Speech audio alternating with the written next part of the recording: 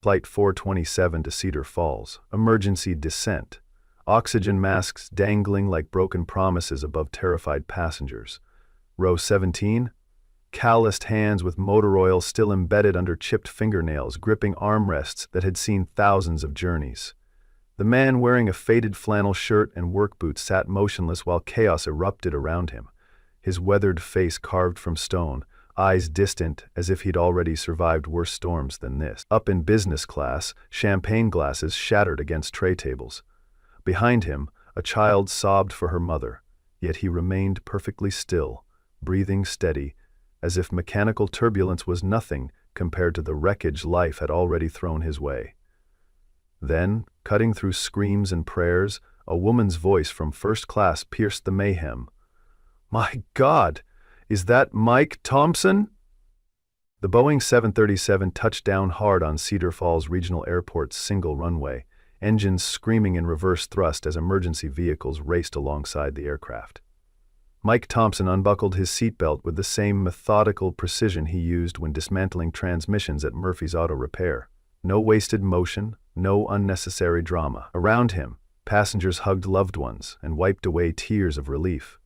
But Mike simply reached for his worn leather duffel bag from the overhead compartment. 3 years of single fatherhood had taught him that survival was just another Tuesday. As passengers filed toward the exit, Mike caught glimpses of the woman who had called his name.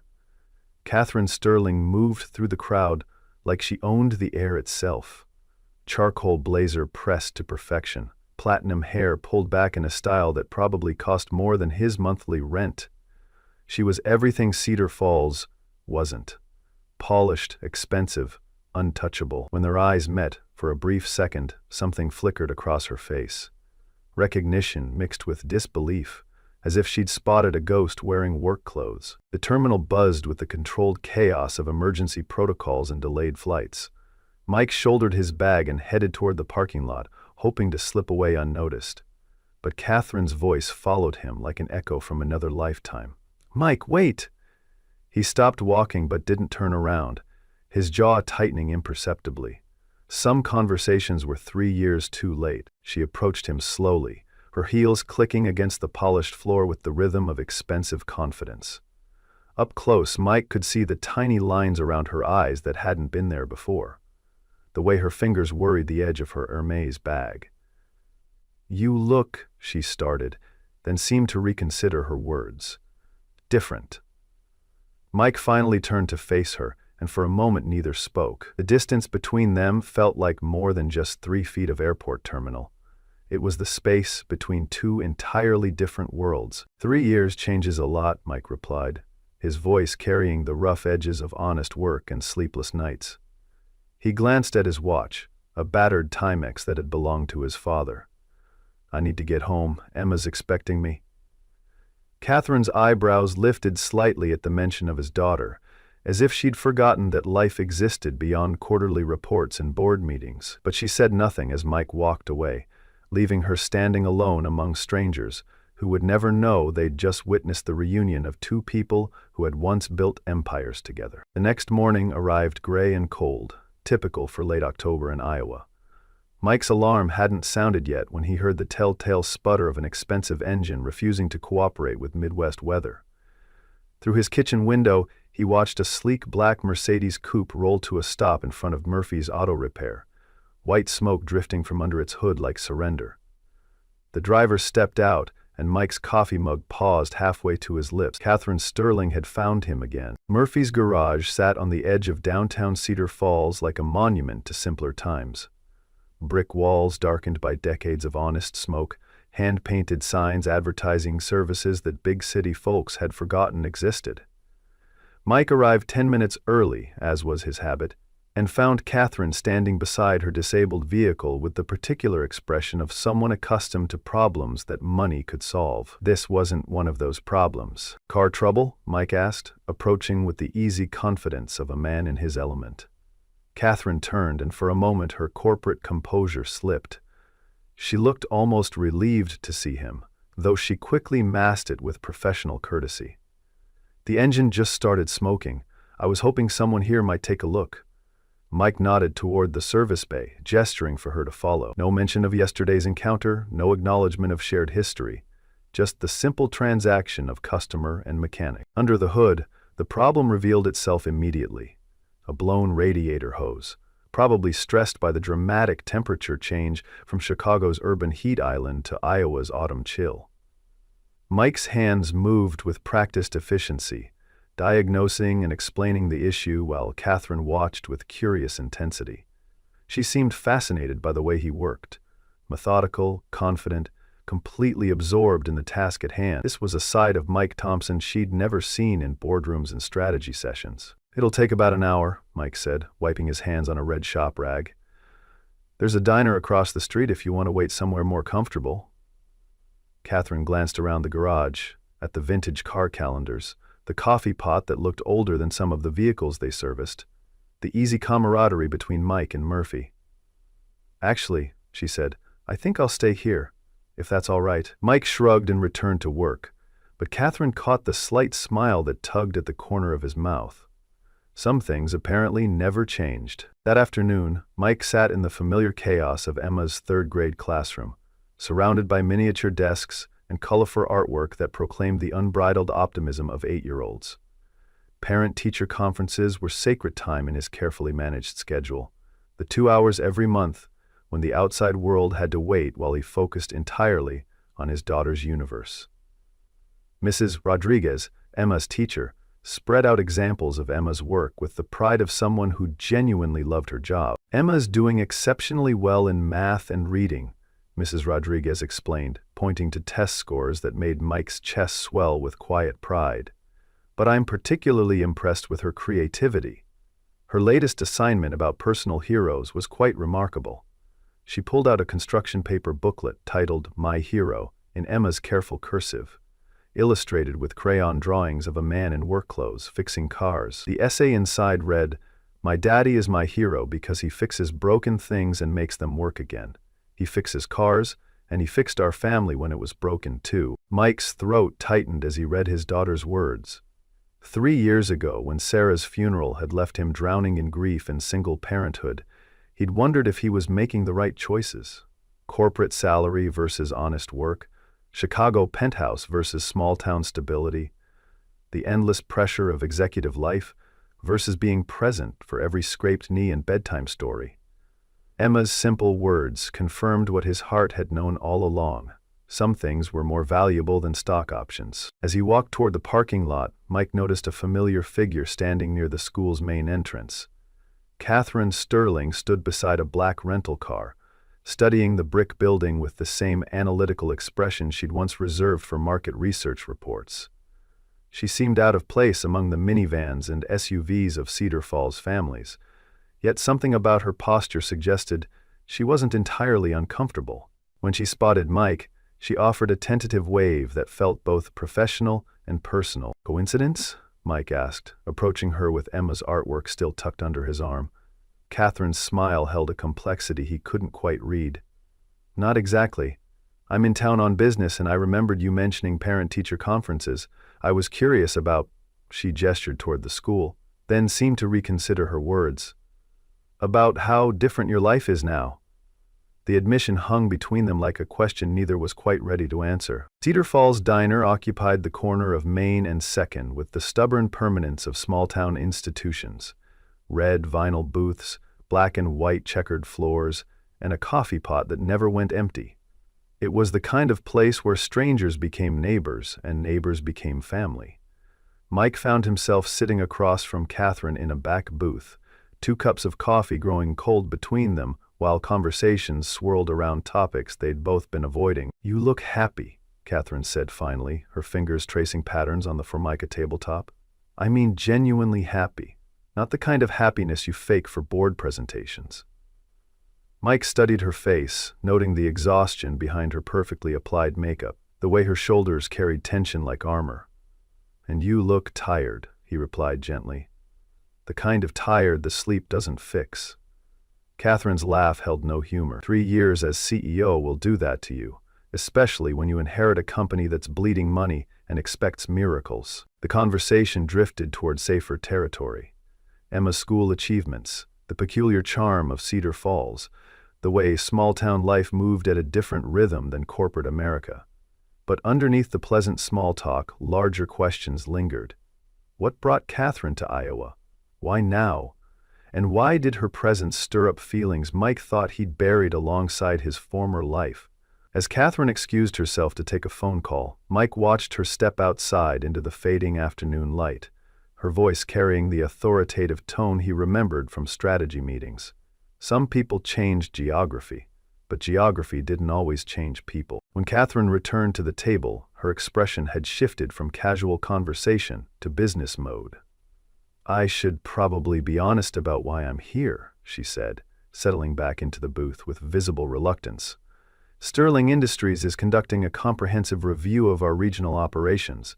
The Cedar Falls manufacturing facility is part of that review." Mike's coffee cup froze halfway to his lips. The factory employed nearly 200 people, fathers and mothers, high school graduates and community college students, folks who'd worked the same jobs their parents had worked before them. "Review," Mike repeated, the word tasting bitter in his mouth. "That's corporate speak for closing, isn't it?" Catherine's silence answered his question more eloquently than words. Around them, the diner's familiar sounds continued. Silverware clinking against plates, quiet conversations, the hiss of the grill, but Mike felt as though the temperature had dropped 10 degrees.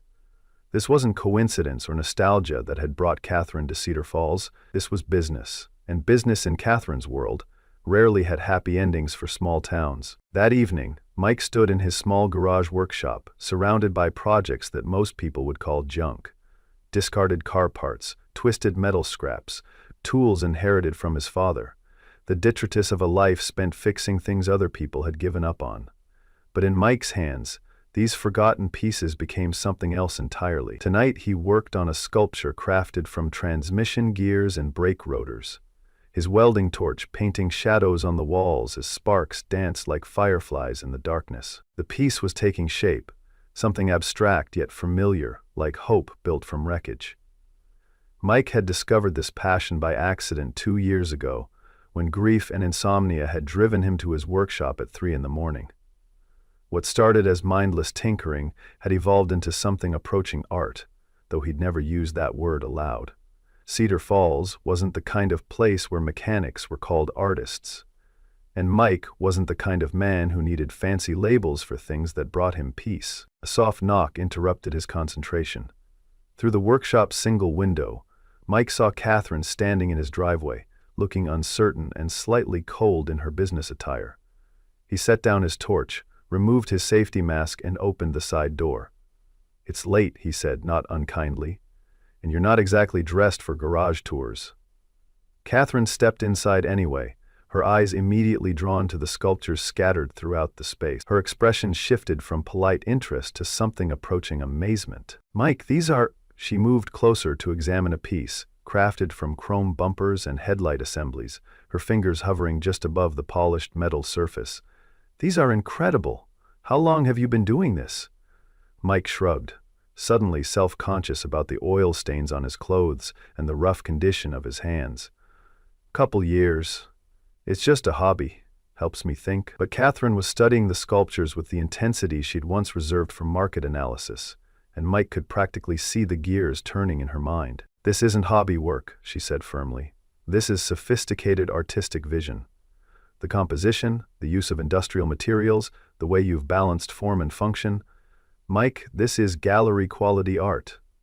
He laughed, but there was no humor in it. "Catherine, I fix cars for a living in a town most people can't find on a map. I'm not an artist. I'm just a guy who welds scrap metal because he can't sleep." But even as he spoke the words, Mike could see something different in Catherine's eyes.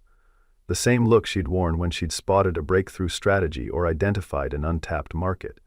She was seeing possibilities he couldn't imagine. The next morning brought news that spread through Cedar Falls like smoke from a grass fire. The Sterling Industries factory would close within 30 days, effective immediately after the next board meeting. 200 jobs eliminated, families facing uncertain futures, a community watching its economic foundation crumble like autumn leaves. Mike heard the news from Murphy, who'd heard it from his wife, who'd heard it from her sister who worked in the factory's administrative office. Bad news traveled fast in small towns. Mike found himself standing outside the factory gates during the lunch break, watching workers emerge with the particular expression of people processing life-changing information. These weren't statistics or profit margins. They were neighbors, friends, the people who coached Little League and volunteered at the annual corn festival. Mrs. Rodriguez's husband worked quality control. The young woman who bagged groceries at the IGA worked second shift. The man who'd taught Emma to ride her bicycle worked in maintenance. Catherine appeared beside him without warning, her presence both expected and unwelcome. "You knew this was coming," Mike said, not looking at her. "That's why you're here, to oversee the closure." Catherine nodded slowly, her expression carefully neutral. "The board made the decision 6 months ago. I'm just here to implement it." Mike finally turned to face her, and she was struck by the controlled anger in his eyes. "Implement it, like it's a software update instead of people's lives. You think I enjoy this?" Catherine's voice carried an edge he hadn't heard in their previous conversations. "You think I wake up excited about destroying communities?" Mike's laugh was harsh. "I think you've forgotten what communities are. I think you see spreadsheets instead of people." The accusation hung between them like a challenge. Catherine's jaw tightened, but she didn't respond immediately. Around them, factory workers drifted back toward the building, their conversations subdued, their movements heavy with uncertainty. "Come back to Chicago," Catherine said suddenly. "Help me find alternatives. You understand both sides of this, corporate strategy and community impact. Maybe we can figure out something that saves jobs and satisfies the board." Mike stared at her as if she'd suggested he sprout wings and fly. "I can't leave, Emma. I can't leave this life I've built." Catherine's expression softened slightly. "Then watch me destroy everything you care about here. Because that's what's going to happen, Mike. With or without your help." That evening, Mike sat on his front porch watching Emma chase fireflies in the gathering dusk, her laughter a counterpoint to the weight settling in his chest. The house was small but solid. 2 bedrooms, 1 bathroom, a kitchen that smelled like coffee and Saturday morning pancakes. It wasn't much by Chicago standards, but it was theirs. Safe, stable, everything he'd wanted to give his daughter after losing everything else that mattered. "Daddy, why do you look sad?"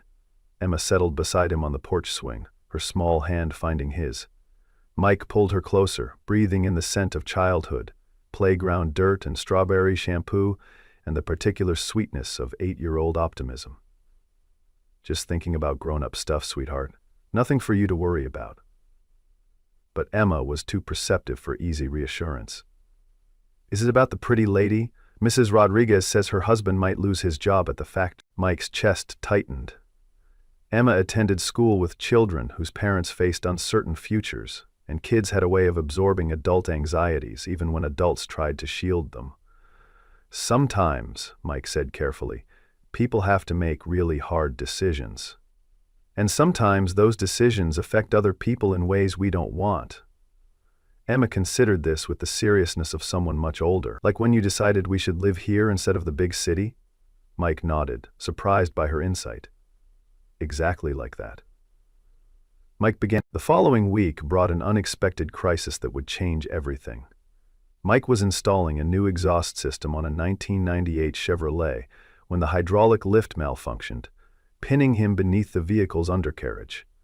Murphy found him 20 minutes later, conscious but trapped, his left leg clearly broken and his face pale with pain and shock. The Cedar Falls Volunteer Fire Department responded within minutes, but extracting Mike required careful coordination and equipment that pushed the small-town emergency response team to their limits. Emma was in her after-school art program when the call came.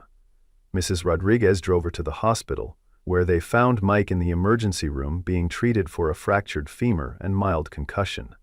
He was alive, alert, and making jokes about the quality of hospital coffee, but Emma dissolved into tears at the sight of her father hooked up to monitoring equipment. The incident forced Mike to confront a reality he'd been avoiding. What would happen to Emma if something serious happened to him? News of Mike's accident spread through Cedar Falls with the efficiency of small-town communication networks. Neighbors brought casseroles. Murphy organized a rotation of mechanics to cover Mike's workload. Mrs. Rodriguez arranged childcare for Emma. The community that Catherine was preparing to dismantle rallied around one of their own with the automatic generosity that defines small-town life. It was a demonstration of social bonds that no corporate manual could quantify or replicate. Catherine appeared in Mike's hospital room on the second day, carrying flowers that looked professionally arranged and awkwardly expensive. She seemed uncertain about hospital etiquette, unsure whether to sit or stand, formal or casual. "I heard about the accident," she said simply. "I wanted to make sure you were okay." Mike gestured toward the bed, the cast, the IV line. Define okay, but his tone held less anger than their previous encounters, as if physical pain had temporarily displaced emotional barriers. "Emma's been asking about you," Mike said after Catherine had settled into the visitor's chair. "She calls you the pretty lady and wonders why you always look sad when you talk to me." Catherine's composure wavered slightly. "I'm not sad. She searched for the right word. "I'm conflicted. This place, these people. It's not what I expected." Mike studied her face, noting the way her fingers worried the edge of her purse, the tension in her shoulders. "What did you expect?" "Numbers," Catherine admitted. "Statistics. A failing facility in a declining market that needed to be closed for the greater good of the company." She gestured toward the window, where the view encompassed Main Street's modest storefronts and the tree-lined neighborhoods beyond. "I didn't expect it to feel like home. I didn't expect people to care about each other the way they do here. I didn't expect to remember why I loved working with you in the first place." The confession hung between them like a bridge neither had expected to build. Mike shifted in his hospital bed, wincing as his injured leg protested the movement. "What happened to us, Kate? We used to be friends before we were colleagues. We used to care about the same things." Catherine's smile was tinged with sadness. "Success happened. Pressure happened. I became someone who could make hard decisions without flinching, and you remained someone who remembered that hard decisions affect real people." "I resigned as CEO yesterday," Catherine said quietly, the words falling like stones into still water. Mike's eyes widened, though he remained silent. "I called an emergency board meeting and told them I couldn't oversee the factory closure. I submitted my resignation effective immediately." Mike struggled to process this information. Catherine Sterling had spent 15 years climbing the corporate ladder, had sacrificed personal relationships for professional advancement, had built her entire identity around business success. "Why?" "Because I remembered something I'd forgotten," Catherine replied. "I remembered that some things are more important than quarterly profits. I remembered that communities matter. I remembered that you were right 3 years ago when you chose Emma over everything else." She reached into her purse and withdrew a folder thick with documents. "I've been working on an alternative proposal for the factory. A way to restructure operations, bring in new equipment, create a specialized manufacturing hub that could actually turn a profit." Mike leaned forward despite the protest from his injured leg. "The board will never approve it. They want quick solutions and guaranteed returns." Catherine's smile held a determination he hadn't seen since their early days working together. "They don't have to approve it. I'm buying the facility myself. My personal investment, my risk, my responsibility." The magnitude of her decision began to sink in. Catherine was risking her fortune, her reputation, her future, on a small-town factory that corporate analysis had deemed hopeless. "I need help," Catherine continued. "Someone who understands both business strategy and community dynamics. Someone who can bridge the gap between corporate efficiency and human values." Mike understood the offer implicit in her words, but he also understood the impossibility of accepting it. "I can't leave Cedar Falls. Emma's life is here. My life is here." Catherine nodded, as if she had expected this response. "I'm not asking you to leave. I'm asking you to stay, to help me turn this place into something better than it was." The proposal Catherine outlined over the following weeks was ambitious and complex, converting the factory from mass production to specialized artisan manufacturing, bringing in equipment for custom metalworking, precision engineering, small batch fabrication, creating partnerships with artists, designers, boutique manufacturers who valued quality over quantity. It was a business model that played to Cedar Falls' strengths: skilled workers, attention to detail, community pride, while addressing market realities that corporate headquarters had ignored. "Your sculptures gave me the idea," Catherine explained during one of their planning sessions in Mike's hospital room. "The way you transformed discarded materials into something beautiful and functional. That's exactly what we need to do with the factory. Take something the corporate world considers worthless and turn it into something valuable." She'd brought photographs of Mike's work, along with market research on the growing demand for custom metalwork, architectural elements, artistic installations. The plan required significant investment: new equipment, worker retraining, marketing to entirely different customer bases. Catherine was prepared to fund the initial conversion with her personal savings and severance package, but long-term success would depend on community buy-in and worker commitment. It was a gamble that could fail spectacularly, leaving Catherine financially ruined and the community no better off than before. Mike found himself caught between skepticism and hope. The proposal addressed real problems with innovative solutions, but it also required trust from people who'd been betrayed by corporate promises before. Factory workers, who'd been told their jobs were being eliminated, might not embrace a rescue plan from the same company that had threatened their livelihoods. Catherine needed someone they trusted to vouch for her credibility and commitment. "Why should they believe you?" Mike asked during one of their conversations. "Why should they trust someone who came here to close the factory?"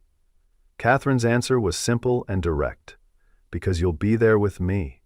Because they trust you and you'll make sure I keep my promises." The weight of community responsibility settled on Mike's shoulders like a familiar burden.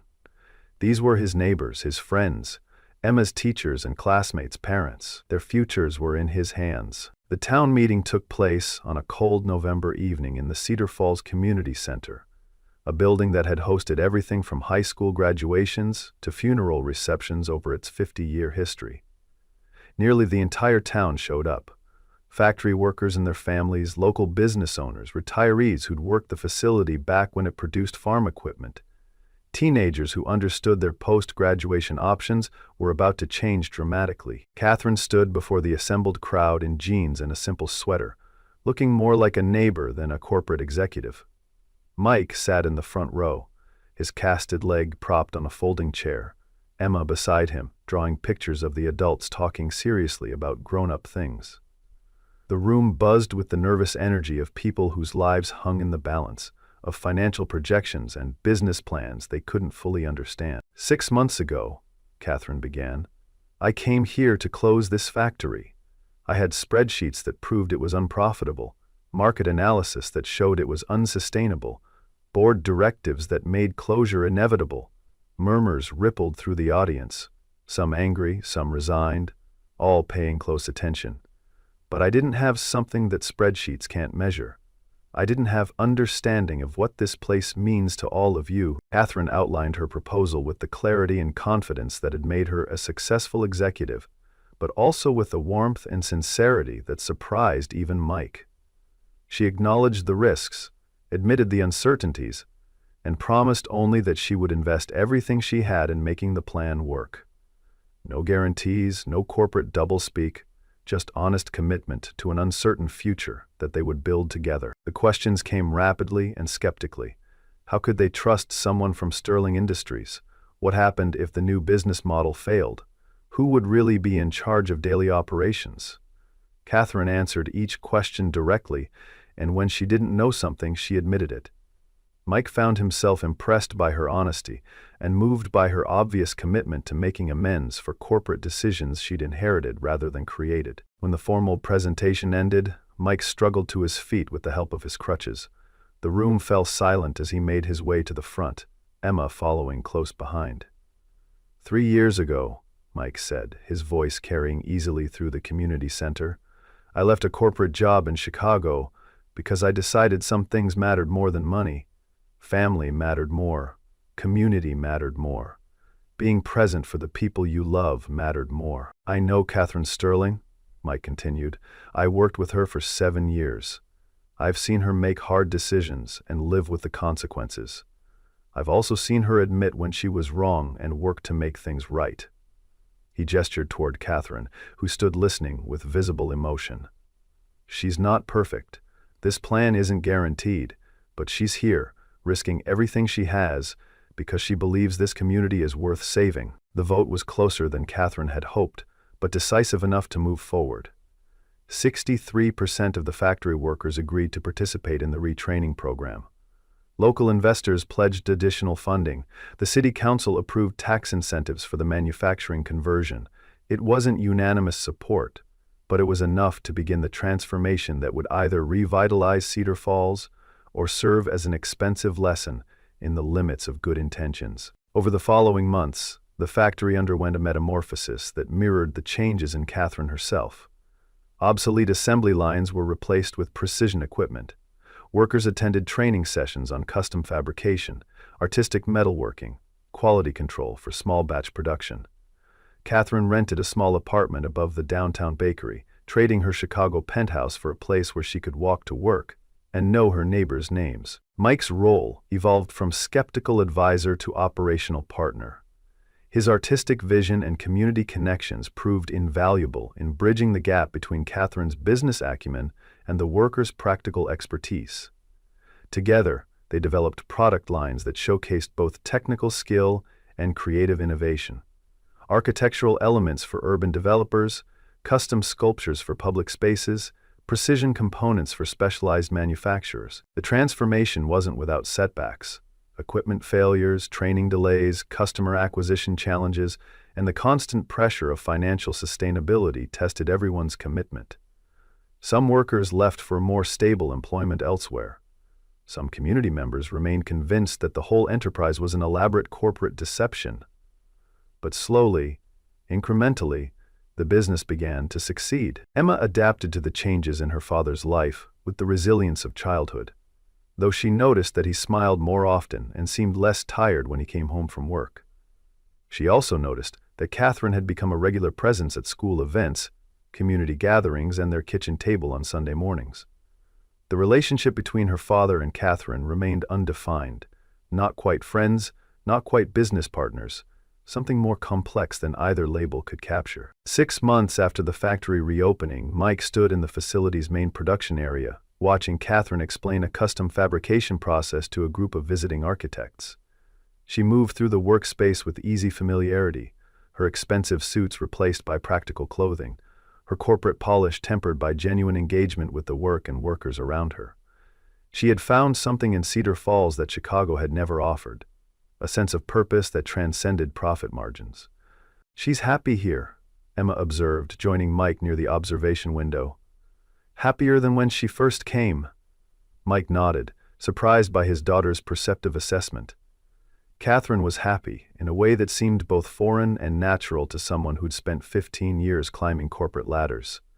She had discovered that success could be measured in community stability, worker satisfaction, and the pride that came from creating something beautiful and lasting.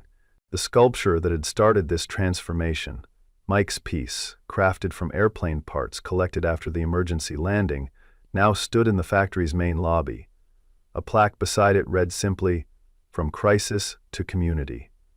It served as a reminder that sometimes the most beautiful things emerged from the most broken places, that hope could be welded together from the wreckage of failed plans and shattered expectations. That evening, Mike found Catherine in her small apartment, hunched over financial projections and market research that never quite captured the full story of what they were building together. "You know," Mike said, settling into the chair across from her cluttered table, 3 years ago I thought I was running away from everything I'd built with you. Turns out, I was just taking a different path toward the same destination." Catherine looked up from her paperwork, her expression soft with the kind of exhaustion that came from meaningful work rather than corporate pressure. "I used to think success meant conquering markets and maximizing shareholder value," she replied. "Now I think it means knowing that what you're building will still matter after you're gone." She gestured toward the window, where the lights of Cedar Falls twinkled like stars in the Iowa darkness. "This place taught me the difference between profit and prosperity, between growth and progress." The conversation drifted toward shared memories and future plans, the comfortable rhythm of people who'd learned to trust each other again. No romantic declarations, no dramatic revelations, just the quiet satisfaction of work worth doing and community worth preserving. Outside, Cedar Falls settled into another peaceful evening, secure in the knowledge that tomorrow would bring challenges but also opportunities, problems but also solutions, the endless cycle of small-town life that continued, regardless of corporate strategies or economic pressures. A year later, the Cedar Falls Artisan Manufacturing Cooperative employed 230 people, 30 more than the original factory had supported in its final months. Orders came from across the Midwest, then from national customers who valued quality over quantity, craftsmanship over mass production. The business model that corporate headquarters had deemed impossible was thriving, proving that sometimes the best solutions emerged from the most unlikely partnerships. Mike stood in his workshop on a Saturday morning, Emma beside him learning to operate a small welding torch under careful supervision. Catherine had joined them, her expensive manicure replaced by work gloves and safety gear. Together, they were creating a sculpture for the town's square, a memorial to resilience, crafted from materials that represented Cedar Falls' industrial heritage and artistic future. The sculpture was taking shape slowly, built from pieces contributed by community members who wanted to be part of something larger than themselves. Farm equipment from the original factory, car parts from Murphy's garage, architectural elements from downtown renovations, metal flowers created by local children in the after-school program Catherine had helped establish. It was becoming a physical representation of everything they'd built together. Beautiful, functional, permanent. "You know what I've learned?" Emma said, her voice muffled by her safety mask but clear in its conviction. "Sometimes broken things can be fixed, and sometimes they can be made into something even better than they were before." Mike and Catherine exchanged glances over her head, both understanding that Emma was talking about more than just metal sculptures and factory equipment. As the morning sun climbed higher over Cedar Falls, casting long shadows across Main Street and illuminating the hills beyond, the three figures in the workshop continued their work. No grand speeches about transformation or redemption, no dramatic declarations about love conquering corporate greed. Just the steady rhythm of creation, the satisfaction of meaningful work, and the quiet knowledge that some stories don't end so much as evolve into new beginnings. The sculpture would be completed by spring, unveiled during the annual Corn Festival that celebrated both Cedar Falls' agricultural heritage and its manufacturing future. It would stand as a reminder that communities like art could be built from broken pieces and discarded dreams, that hope was always possible for those willing to weld it together one careful joint at a time. And in the growing light of another Iowa morning, that seemed like enough, more than enough, for any story worth telling.